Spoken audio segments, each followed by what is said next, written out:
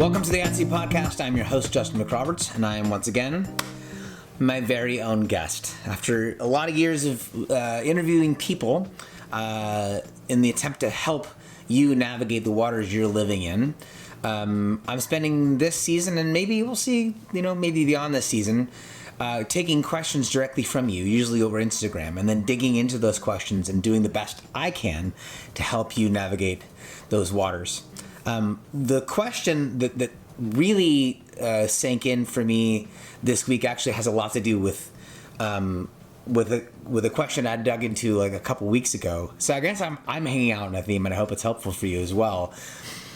And the question came from last week's podcast, or the previous podcast. This will come out, I think, 2 weeks after, but in which I talked about imperfect systems and imperfect religion, impure and imperfect systems, impure and imperfect religions, and the expectation that my motives would be pure, or the expectation that my systems that I enter into would be perfect. Those things keep us from entering in, they keep us from developing.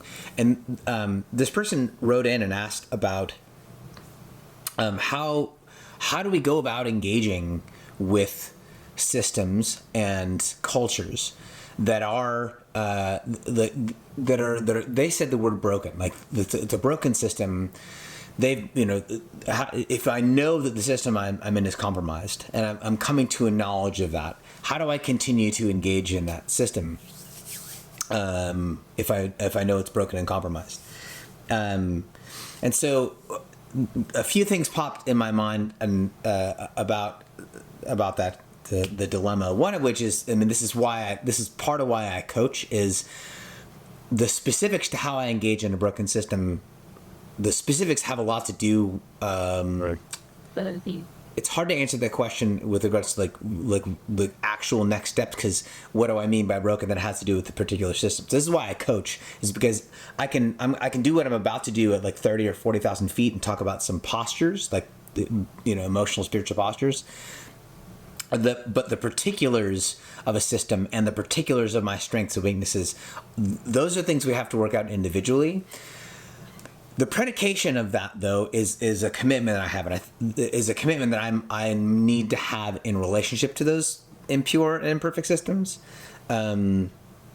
which is the question I can answer. So if the question is how do I continue to engage in a system that is impure, a culture that is imperfect, as a leader, the specifics we could get into once I know more in detail, but there is a thing that happens before that, which is this. I have to, on the other side of injury and disappointment, this is the thing I can do.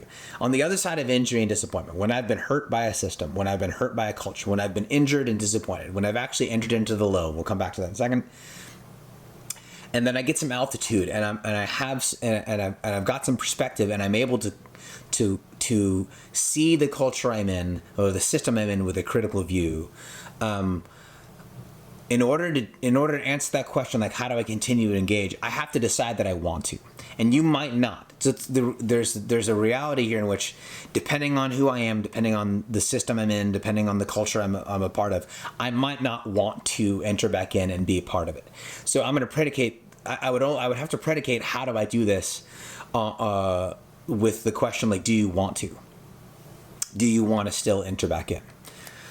Scott Erickson and I are doing this show called The Low Show, and we're building it as we're flying it, and really hope you come to the show. We're booking dates right now. So if there's a place in the country you'd like us to be, then message me, and we'll see if we can work that out. But part of what we're doing with the show includes this.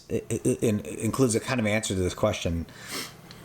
You may be familiar with what's called the hero's journey. There are other ways to talk about this, but in the hero's journey, a person is just kind of going on their life, and they come to a point of crisis.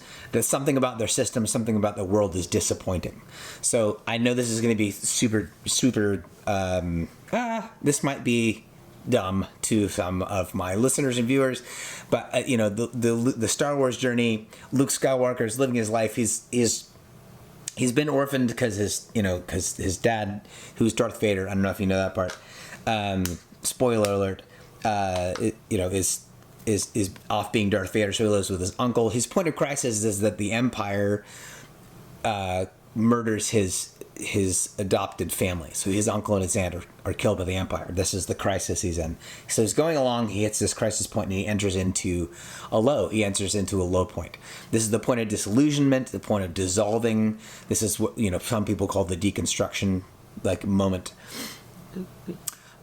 When he's in that moment, he's then met by a guide, because when we're in that low moment, we can't get out on our own. We're doing a lot of that work culturally, where we're coming into these moments of disappointment. We're recognizing our systems are impure, our cultures are imperfect. This is our moment of crisis, and a lot of us are living in this low point. The low show, by the way, is exactly about how to go from here and then moving on. What happens from this point in the hero's journey is, from this low point, you meet someone who's a guide, because you can't get out on your own. And it's Obi-Wan Kenobi for Luke Skywalker, and Obi-Wan teaches him how to become a Jedi. And then he ascends out of the low point to this altitudinal perspective, and that no longer in the deep low of just being injured and just being hurt, he's got this critical view of the world. He understands why things aren't okay. And I think that's the point at which this question comes from. That's the perspective from which this question comes. That we've been injured we've moved along in life. There was a moment of crisis. We got hurt, and we live in the low for a while. And now I have some perspective. I've gotten some help, and I'm living with some perspective on my life, my culture, my systems. The temptation at the peak of perspective and altitude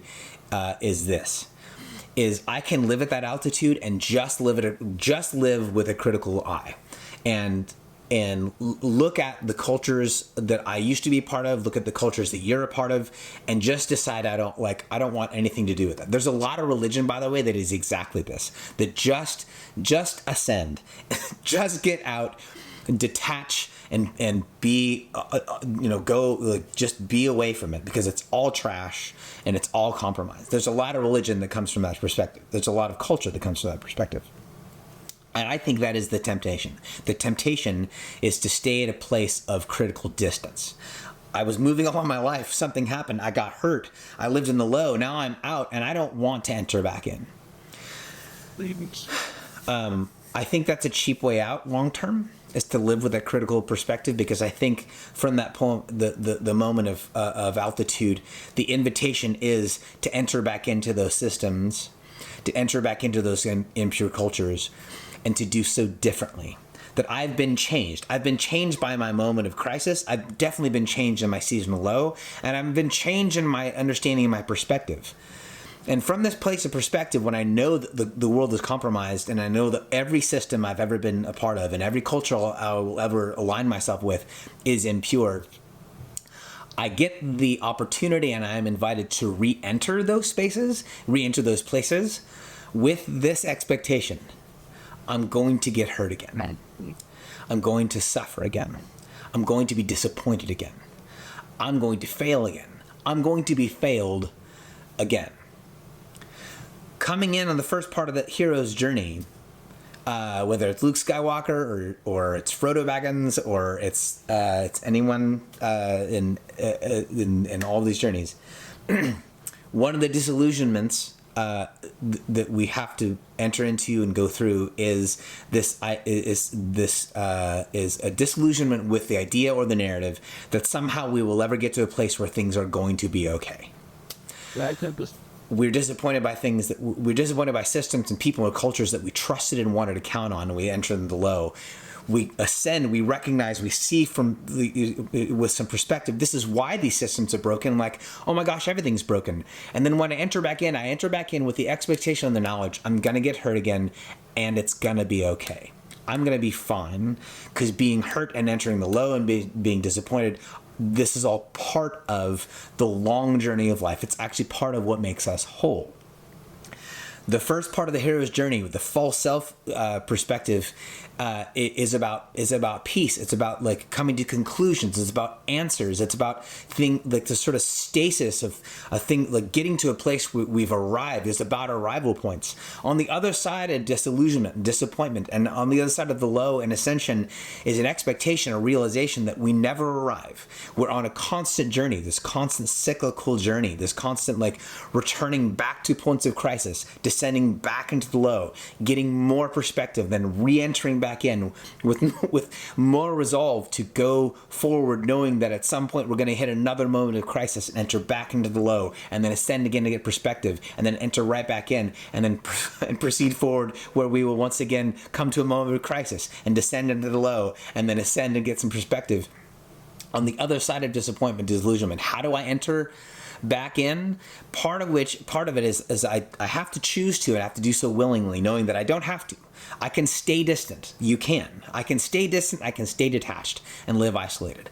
Or I can enter back in. I have to know that first. That's a choice I'm making to be a part of these things. It's a decision I'm making.